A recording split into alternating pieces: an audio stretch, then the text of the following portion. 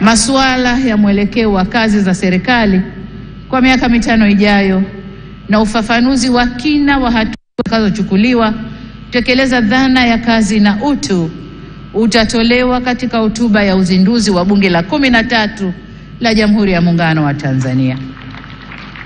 Baada ya kusema hayo, niwashukuru wote kwa kujumuika nasi kwenye tukio hili muhimu na la kihistoria.